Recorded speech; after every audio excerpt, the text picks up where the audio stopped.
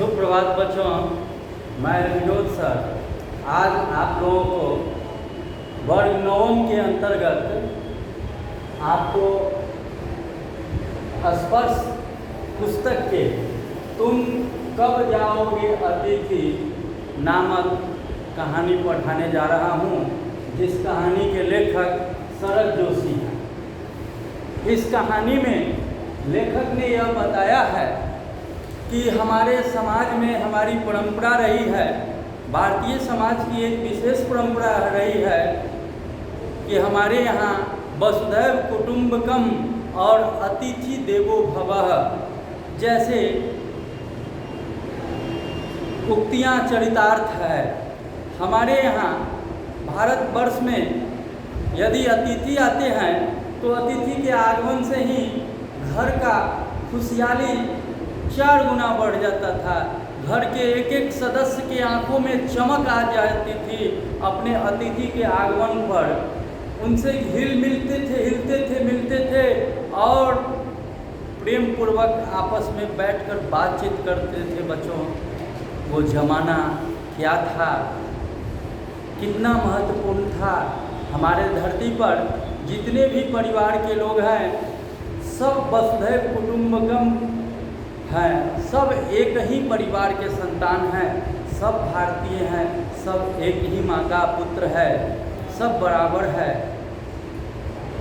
यहाँ ये बात चरितार्थ होती थी, परंतु बदलते समय में जो वक्त ने करवट ली है बच्चों, यह करवट इस कहानी पर, इस लोकोक्ति पर, इस वाणी पर बिल्कुल ही प्रश्न सूचक चिन्ह बनकर खड़ा हो गया है। आज जो विकटकालीन समय है, संकटकालीन समय है, आज लोग एक दूसरे से दूरी बनाकर चल रहे हैं। मजबूरी है उनको दूरी बनाकर चलना, क्योंकि महामारी ऐसा आक्रामक रूप दिखाए हुए है जिससे लोग त्रस्त हैं, भयभीत हैं। इसलिए आज अतिथि देवो भव पर वाली बात चरितार्थ होने पर संकट लगा हुआ है। ये कोरोना रूपी वायरस ने इस लाइन को पंगु बना दिया है। आज कोई व्यक्ति जल्द किसी के यहाँ नहीं जाता है। अभी पार्टी फंक्शन समारोह सब पर प्रतिबंध लगा हुआ है। एक आदमी दूसरे आदमी के यहाँ जाता नहीं है। अगर कोई बाहर से अपने घर पर आता है तो उसको 14 दिनों के लिए क्वारंटाइन लगा दिया जाता है और परिवार से अलग कर दिया जाता है।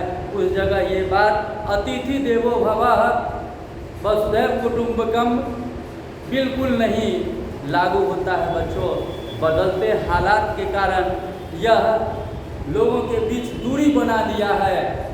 आज कोई व्यक्ति अपने किसी परिजन, किसी कुटुंब के यहाँ जाने का सवाल खड़ा होता है तो कतराते हैं, तरह तरह के बहाना बनाते हैं, नहीं जाते हैं, क्योंकि कोरोना रूपी वायरस ने मुंह बाए खड़ा है, लोगों को दहला रहा है, डरा रहा है। लोग भयभीत से कहीं नहीं जाते हैं, अपने घर में ही 4 दीवार के अंदर कैद रहना चाहते हैं।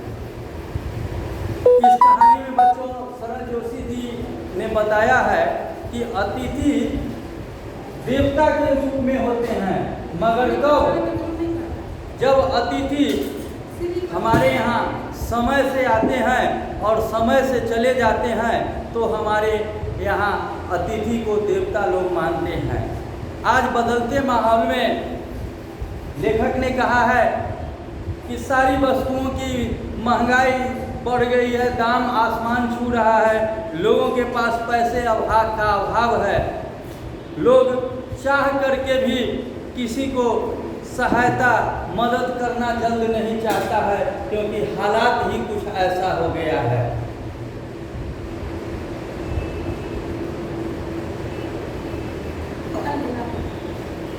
आप किसी के यहाँ अनिवार्य काम से जाते हैं तो आप वहाँ एक दिन रहिए, फिर दूसरे दिन आप वहाँ से काम खत्म करके प्रस्थान करने का कोशिश कीजिए।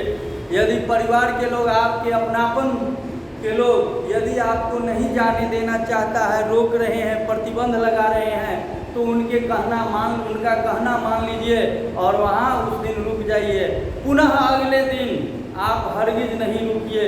लाख लोग आपको रोकने की कोशिश करें फिर भी आप नहीं रुकिए तो आप अच्छे अतिथि कहलाएंगे। यदि आप कहने कथनानुसार रुकते चले जाइएगा तो आपकी मर्यादा की तौहीनी होना शुरू हो जाएगा, आपका मर्यादा भंग होने लगेगा, आपका कद्र आपका इज्जत में कमी होने लगेगा। इसलिए अतिथि बनकर तब तक रहिए जब तक अतिथि का जो समय है, फिर समय पूरा होने के बाद वहाँ से प्रस्थान कर जाना चाहिए। इसी में भलाई है दोनों परिवार के। इस कहानी में लेखक शरद जोशी जी ने अपने बीती हुई घटनाओं, अपने बीती हुई जीवन के बारे में उन्होंने बताया है कि एक बार उनके घर पर जो है इनका एक मित्र पधारते हैं। मित्र पधारते हैं तो पहले दिन इनकी खूब मेहमानबाजी की गई, खूब सत्कार किया गया। दूसरे दिन तक भी इनकी सत्कार चलती रही। तीसरे दिन से इनकी सत्कार में कमी होने लगी। फिर चौथे दिन इन्होंने अपना कपड़ा धोने के लिए लॉन्ड्री खोजने लगा। परिवार के लोग सोचने लगे कि अब ये कपड़ा धोने के लिए धोबी को देगा तो और 3-4 दिन ठहरेगा। इससे लोग परेशान हो गए थे, अतः बार बार कोशिश करने लगे लेखक कि ये हमारा मित्र किसी तरह यहाँ से चला जाए जिससे हमारे परिवार का बोझ कुछ कम हो। ऐसा इस कहानी में बताया गया है। देखिए, आज तुम्हारे आगमन के चतुर्थ दिवस पर यह प्रश्न बार बार मन में घूमर रहा है, तुम कब जाओगे अतिथि। अर्थात 4 दिनों तक इनका मित्र, लेखक का मित्र लेखक के घर पर ठहर गए थे। तुम यहाँ बैठे निसंकोच सिगरेट का धुआं फेंक रहे हो, उसके ठीक सामने एक कैलेंडर है, देख रहे हो ना। इसकी तारीख अपनी सीमा से नम्रता से फरफराती रहती है। विगत 2 दिनों में मैं तुम्हें दिखाकर तारीखें बदल रहा हूँ।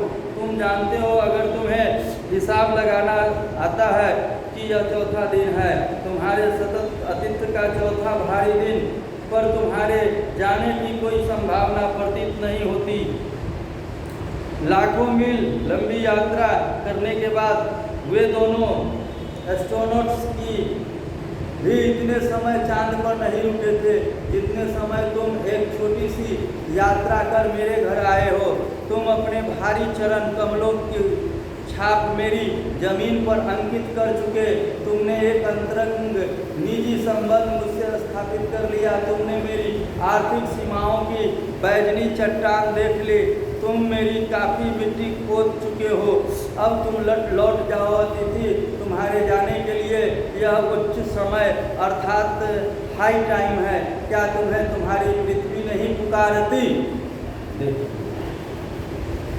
क्या तुम्हें तुम अपना पृथ्वी नहीं पुकारती?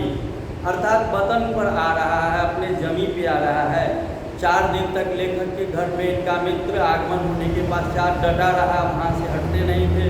लेखक चाह रहे थे किसी तरह, लेखक के परिवार लोग चाह रहे थे कि यह अतिथि किसी तरह यहाँ से प्रस्थान कर जाए, परंतु अतिथि जाने का नाम नहीं ले रहा था। उस दिन जब तुम आए थे मेरा हृदय किसी अज्ञात आशंका से धड़क उठा था। अंदर ही अंदर कहीं मेरा बनुआ काम गया। उसके बावजूद एक स्नेह भीगी मुस्कुराहट के साथ मैं तुमसे गला मिला था और मेरी पत्नी ने तुम्हें सादर नमस्ते की थी। तुम्हारे सम्मान में ओ अतिथि, हमने रात के भोजन की एकाएक उच्च मध्य वर्ग के डिनर में बदल दिया था।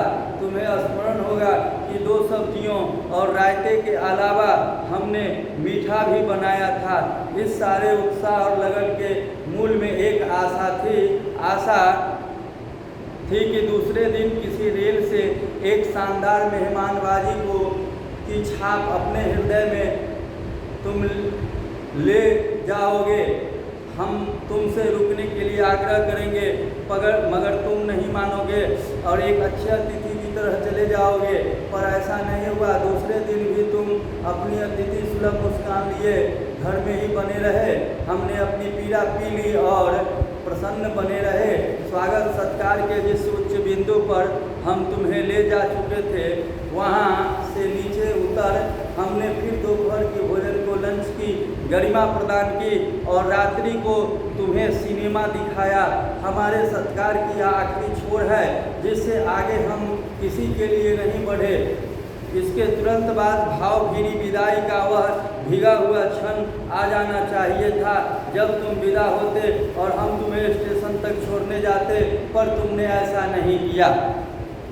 लेखक मन ही मन कह रहे हैं कि यह अतिथि 4 दिनों तक ठहर गया, ये जाता, इसकी जाने का विदाई घड़ी को कब समय आता जो मैं इसे स्टेशन तक छोड़ने जाता, परंतु यह जाने का तो नाम ही नहीं ले रहा है, यह इत्मीनान से यहाँ ठहरा हुआ है। ऐसा लेखक को बोझ की तरह महसूस कर रहे थे।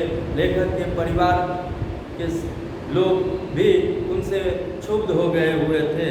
तीसरे दिन की सुबह तुमने मुझसे कहा, मैं धोबी को कपड़े देना चाहता हूँ। यह आघात अप्रत्याशित था और उसकी चोट मार्मिक थी। तुम्हारे सामीप्य की बेला एकाएक क्यों रबर की तरह खींच जाएगी, इसका मुझे अनुमान न था। पहली बार मुझे लगा कि अतिथि सदैव देवता नहीं होता, वह मानव और थोड़े अंशों में राक्षस भी हो सकता है। देखिए, अतिथि देवता तब होते हैं जब वह आतिथ्य के समय तक ठहरते हैं। आतिथ्य की समय समाप्ति होने के पश्चात यदि वह प्रस्थान कर जाते हैं तो वह सच्चे अतिथि है। परिवार के सदस्य लोग उन्हें काफ़ी सम्मान देते हैं, परंतु जो अतिथि अपने आतिथ्यशाला में, आतिथ्य गृह में डटे रह जाते हैं और जाने का नाम नहीं लेते हैं, वे परिवार का बोझ बन जाते हैं और उन्हें सब चाहते हैं कि कितना जल्दी यहाँ से ये चला जाए। ऐसे अतिथि राक्षस प्रवृत्ति के कहलाते हैं। अतिथि हमेशा देवता नहीं होते हैं। अतिथि को देवता कहा जाता है जो अतिथि समय पूर्व नियत समय पर किसी के घर पर आगमन करें। नियत समय का मतलब है कि आप किसी अतिथि के बनकर किसी के घर पहुंचते हैं बिना सूचना दिए हुए, तो आप संध्या समय तक वहां पहुंचिए, दिन में पहुंचिए। दिन में पहुंचिएगा तो 100 उपाय होगा, दुकान खुला रहेगा। और रात में आप 10 बजे रात में पहुंचिएगा किसी के घर अतिथि बनकर, तो या आप हड्डी और खोपड़ी और खून पिएंगे। परिवार के जो महिलाएं हैं वो जल भून उठेंगी। क्यों? क्योंकि वो 10 बजे रात्रि तक खाना पीना समाप्त करके वह विश्राम की ओर प्रस्थान करते हैं। उनके दिमाग में पूरा बात हट जाता है कि अब हमें रात्रि में विश्राम करना है। और उस समय जब कोई अतिथि आ जाते हैं तो राक्षसी प्रवृत्ति की अतिथि कहलाते हैं। उनके आगमन से परिवार में हलचल मच जाता है। अब फिर पूरा बर्तन को धोना पड़ता है, फिर से खाना बनाना पड़ता है, परेशानियां 4 गुना बढ़ जाती है। ऐसे समय में यदि कोई अतिथि पहुंचते हैं तो उनका यह मुनासिब कर्तव्य बन जाता है कि घर के सदस्य को कहें कि हम लोग खाना खा चुके हैं, खाना नहीं खाएंगे, केवल विश्राम करेंगे और सुबह उठ करके जो कुछ बनेगा साग सब्जी सत्तू अपने परिवार में वो खाएंगे, अभी कुछ नहीं खाएंगे। ऐसा कह दीजिएगा तो सारा परिवार के सदस्य लोग कहेंगे देखो तो कितना देवता है, कितना अच्छा है। लेट हो गया तो बाहर खाना खा लिया है, कहा है कि घर पर परेशान होगा, कितना अच्छा है ये लोग। सब आपको सम्मानित करेंगे और सुबह सुबह काफ़ी उत्साहित होकर लोग उठेंगे और आपके मेहमानबाजी में, आपके स्वागत में लग जाएंगे। चारों बगल से, चारों तरफ से आपकी मेहमानबाजियाँ में प्रयास किया जाएगा, प्रयत्न किया जाएगा और आपके सत्कार में कोई कमी नहीं होगी। इसलिए कहा गया है कि किसी के यहाँ अतिथि बनकर जाते हैं तो निश्चित समय के पूर्व पहुँचिए। असमय पहुंचिएगा तो परेशानियों का कारण बन जाइएगा। यही सच्चे और अच्छे अतिथि का धर्म है। वहाँ ज़्यादा दिन तक नहीं ठहरिए, वहाँ के काम जिस उद्देश्य से आप पहुँचे हैं उसको पूरा करके फौरन प्रस्थान कर जाइए। यही सच्चे अतिथि का पहचान है। आइए, अब है किसी लॉन्ड्री पर दे देते हैं, जल्दी धुल जाएंगे। मैंने कहा मन ही मन एक विश्वास पल रहा था कि तुम्हें जल्दी जाना है, कहाँ है लॉन्ड्री, चलो चलते हैं, मैंने कहा और अपनी सहज बनियान पर औपचारिक कुर्ता डालने लगा। कहाँ जा रहे हो? पत्नी ने पूछा। इनके कपड़े लॉन्ड्री पर देने हैं। मैंने कहा। मेरी पत्नी की आंखें एकाएक बड़ी बड़ी हो गई। आज से कुछ बरस पूर्व उनकी ऐसी आंखें देख मैंने अपने अकेलेपन की यात्रा समाप्त कर बिस्तर खोल दिया था, पर अब जब वे ही आंखें बड़ी होती है तो मन छोटा होने लगता है। वे इस आशंका और भय से बड़ी हुई थी कि अतिथि अधिक दिनों तक ठहरेगा। अब देखिए, वो अतिथि चौथा दिन पूछते हैं लेखक से कि कैसी यहाँ पे लॉन्ड्री है, अर्थात धोबी जो कपड़ा धोता है, चलो वहाँ दे देते हैं, जल्द कपड़ा धो के दे देगा। लेखक सोचने लेंगे आज ये कपड़ा धोने के लिए देगा, 4 दिन के बाद वो कपड़ा धो के तैयार करके देगा, इन 4 दिन तक तो फिर मेरे परिवार में ठहरा रहेगा। यह बात सुनकर उनके मन अंदर ही अंदर चोट लग रहा था, दुख हो रहा था। पत्नी ने पूछा कि कहाँ जा रहे हो? तो बोला कि लॉन्ड्री में कपड़े इनके धोने के लिए देना है। इस बात को सोच करके उसकी आंखें बड़ी बड़ी हो गई, जिसे देखकर लेखक को काफ़ी अंदर ही अंदर तकलीफ हो रहा था, दुख हो रहा था कि ऐसे अतिथि देवता नहीं दानव हैं। अब आगे देखिए कि क्या करते हैं। और आशंका निर्मूल नहीं थी। अतिथि तुम जा नहीं रहे, लॉन्ड्री पर दिए कपड़े धुल कर आ गए और तुम यहीं हो। तुम्हारे भरकम शरीर से सलबटे पड़ी चादर बदली जा चुकी और तुम यहीं हो। तुम्हें देखकर फूट पड़ने वाली मुस्कुराहट धीरे धीरे फीकी पड़कर अवलुप्त हो गई है। ठहाकों के रंगीन गुब्बारे जो कल तक इस कमरे में आकाश में उड़ते थे अब दिखाई नहीं पड़ते हैं। बातचीत की छलकती हुई गेंद चर्चा के क्षेत्र सभी को नालों से टप्पे खाकर फिर सेंटर में आकर चुप पड़ी है। अब इसे न तुम हिला रहे हो न मैं। कल से मैं उपन्यास पढ़ रहा हूँ और तुम फिल्मी पत्रिका के पन्ने पलट रहे हो। शब्दों का लेन देन मिट गया और चर्चा के विषय चुक गए। बच्चे, परिवार, नौकरी, फिल्म, राजनीतिक, रिश्तेदारी, तबादले, पुराने दोस्त, परिवार नियोजन, महंगाई, साहित्य और यहाँ तक कि आंख मार मार कर हम पुरानी प्रेमिकाओं का भी जिक्र कर लिया। और अब एक चुप्पी है। सौहार्द अब सनई सनई बोरियत में रूपांतरित हो रहा है। भावनाएं गालियों का स्वरूप ग्रहण कर रही है। पर तुम जा नहीं रहे हो।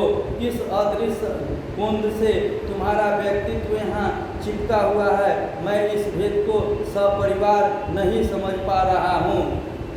अब देखिए, सपरिवार नहीं समझ पा रहा हूँ। ज़्यादा दिनों तक जो वो लेखक के मित्र ठहर गए और लॉन्ड्री में कपड़ा भी दे दिए धोने के लिए, कपड़ा भी लॉन्ड्री से धुआ के आ गया, पर ये तो जाने का नाम ही नहीं ले रहा था। अब जो सौहार्द जो था, सौहार्द मतलब आपसी प्रेम, ये धीरे धीरे नफरत में बदल रहे थे। जो ठहाके जो परिवार में चल रहा था उनके आगमन से वो बंद हो गए। आपसी वार्तालाप भी बंद हो गया। सब कुछ बंद हो जाने के बावजूद भी वह वहाँ से जाने के लिए तैयार नहीं हो रहा था। इतना अदृश्य और अपमानित अवस्था हो गया था, परंतु वह जाने का नाम ही नहीं ले रहा था। अब आइए, कल पत्नी ने धीरे से पूछा था, कब तक टिकेंगे ये? मैंने उन कंधे उचका दिए। क्या कह सकता हूँ, मैं तो आज खिचड़ी बना रही हूँ, हल्की रहेगी।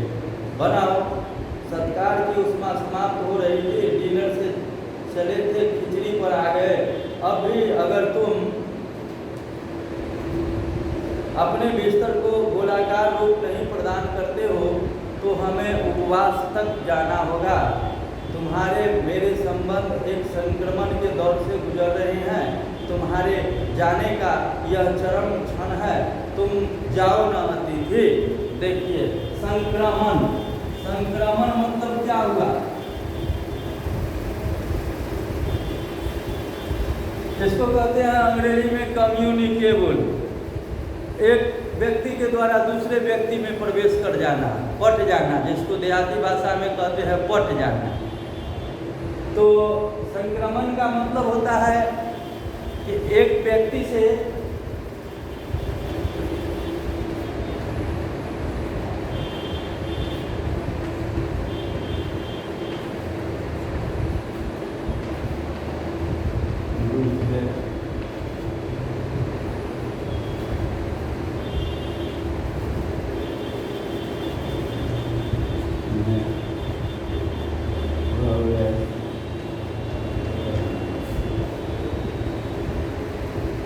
अब बताइए, वो दोनों के बीच संक्रमण का दौर चल रहा था। इधर ये भी टेंशन में थे, लेखक भी, शरद जोशी भी टेंशन में थे, इनकी वाइफ भी टेंशन में थी, क्योंकि सुबह शाम उनको भोजन पकाना पड़ता था, बर्तन मांजना पड़ता था, परेशानी का सबब था। बच्चे लोग भी परेशान थे, पर जाने का ये नाम ही नहीं ले रहा था। अतः अंततः दोनों के बीच इतना दूरी होने के बावजूद भी वह लेखक पूछते हैं, तुम जाओ ना अतिथि, तुम्हें यहाँ अच्छा लग रहा है ना? मैं जानता हूँ दूसरों के यहाँ अच्छा लगता है, अगर बस चलता तो सभी लोग दूसरों के यहाँ रहते, पर ऐसा नहीं हो सकता। अपने घर की माता के गीत इसी कारण गाए गए हैं। होम को इसी कारण स्वीट होम कहा गया है कि लोग दूसरे के होम को स्वीटनेस को काटने न दौड़े। तुम्हें यहाँ अच्छा लग रहा है, पर सोचो प्रिय कि शराफत भी कोई चीज़ होती है, और गेट आउट भी एक वाक्य है जो बोला जा सकता है। अपने खर्राटों से एक और रात गुंजायमान करने के बाद कल जो किरण तुम्हारे बिस्तर पर आएगी, वह तुम्हारे यहाँ आगमन के बाद 5वें सूरज की परिचित किरण होगी। आशा है कि वह तुम्हें चूमेगी और तुम घर लौटने का सम्मानपूर्ण निर्णय ले लोगे। मेरी सहनशीलता की यह अंतिम सुबह होगी, इसके बाद मैं स्टैंड नहीं कर सकूंगा और लड़खड़ा जाऊंगा। मेरे अतिथि, मैं जानता हूँ कि अतिथि एक देवता होता है, पर आखिर मैं भी मनुष्य हूँ। मैं तुम्हारे तरह देवता नहीं हूँ। एक देवता और एक मनुष्य अधिक देर तक साथ नहीं ठहर सकते। देवता दर्शन देकर लौट जाते हैं, तुम लौट जाओ अतिथि, इसी में तुम्हारा देवत्व सुरक्षित रहेगा। वह यह मनुष्य अपनी बाली पर उतरे, इसके पूर्व तुम लौट जाओ, उफ तुम कम जाओगे अतिथि। देखिए, ये सीमा रेखा पार कर गए थे, अतः लेखक अंततः कह गए कि तुम अब लौट जाओ अतिथि, तुम देवता हो, मानते हैं अतिथि देवता होते हैं, तो देवता दर्शन देकर लौट जाते हैं, उसी तरह से तुम भी लौट जाओ, क्योंकि अब तुम्हारे प्रति लोगों का सम्मान समाप्त हो रहा है। अब अपमान की रेखा पर बढ़ रहा है और तुम अपमानित होगे। उससे अच्छा है कि तुम सम्मानपूर्वक चले जाओ, इसी में अच्छा है, भलाई है। नहीं तो ये मानव अगर अपने करतूत पर उतर जाएंगे, तुम्हें अपमानित करने लगेंगे, तो देखकर हमें तौहीनी होगी और आपके देवत्व में भी कमी होगी, आपकी महानता समाप्त हो जाएगी, लोग अतिथि को सम्मान नहीं करेंगे। अतः आप समय से पूर्व वापस चले जाओ, इसी में हम दोनों की भलाई है। धन्यवाद बच्चों। अब आप इसका प्रश्नोत्तर बनाएंगे, और प्रश्नोत्तर में इजी प्रश्न है, जैसे लेखक अतिथि को कैसी विदाई देना चाहता था। प्रश्न है, तो लेखक अतिथि को भावभीनी सौहार्दपूर्ण विदाई देना चाहता। लेखक चाहते थे कि जितना जल्दी हो अतिथि आए, ठहरे, एक दिन ठहरे, 2 दिन ठहरे, बहुत अच्छा, तीसरा दिन चले जाना चाहिए। हर हालत में नहीं गए तो परिवार में डिस्टेंस बढ़ना शुरू हो गया। अतः आप भी कहीं भी जाइए तो इसका मेंटेन कीजिए, चाहे आप अब कहीं भी जाइए, कितना भी क्लोज जगह पर जाइए, वहाँ जाने के बाद आप जो फिक्स पीरियड है उससे पूर्व वहाँ से प्रस्थान कर जाइए, तो आपको A ग्रेड का अतिथि कहा जाएगा। आपको जाने के बाद लोग आपको खोजेंगे, सम्मान करेंगे, कहेगा कि कितना कामकाज वाला आदमी है, अपने काम की अपनी गरिमा को महत्ता देता है। वो आपको जाने के बाद वह आपके गुणों की चर्चा करेंगे, आपका खोज होगा, और आप समय से लौट जाइएगा तो परिवार के नज़रों में भी अच्छा कहलाइएगा, दोनों परिवार खुश रहेगा, दोनों के हृदय में सौहार्द बना रहेगा। इसलिए इसका मेंटेन करना आपको परम कर्तव्य है। इस पाठ से ये सीख ले लीजिए। अब है, पाठ में आए निम्नलिखित शब्दों की व्याख्या कीजिए। अंदर ही अंदर में कहीं मेरा बटुआ कांप गया। अंदर ही अंदर कहीं मेरा बटुआ कांप गया। इस वाक्य के माध्यम से लेखक शरद जोशी जी ने कहा है कि अतिथि के स्वागत में पैसे खर्च होते हैं, और अतिथि ज़्यादा दिन तक ठहर गया तो अधिक पैसे खर्च हो जाते हैं, जिससे उनका बटुआ काम गया, बटुआ से पैसा निकल गया अतिथि सत्कार में खर्च होने में। अब बटुआ में पैसे समाप्त हो रहे थे। इस बात से वह लेखक डर रहा था कि अब आगे क्या होगा। अब प्रश्न बनाओगे बच्चों, इसमें मैं परीक्षा में पूछूंगा। गद्य संग्रह से है, पहला है दुख का अधिकार, दूसरा है बक्षेंद्री पाल। ये पहला दुख का अधिकार, दूसरा बक्षेंद्री पाल,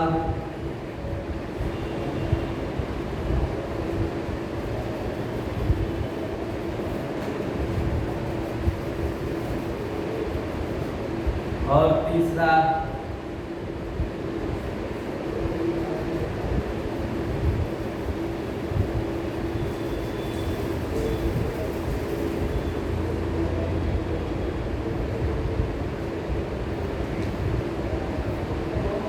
ये दो पूछेंगे। और रैदास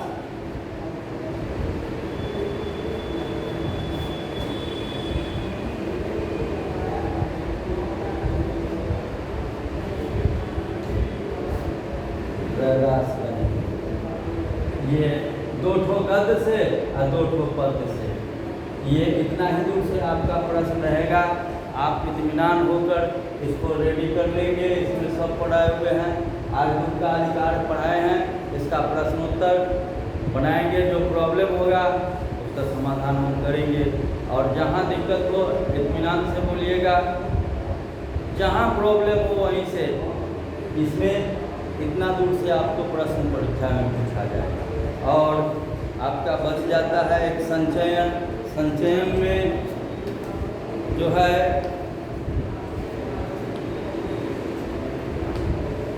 गिल्लू,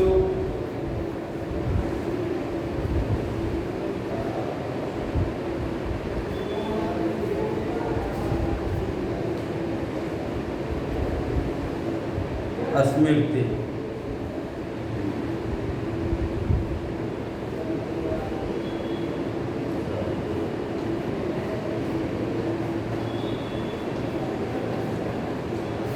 एक स्मृति 5 का 20, 5 नंबर का 4 में से सवाल है। चलिए, धन्यवाद बच्चों। फिर अगले क्लास में मुलाकात होगी।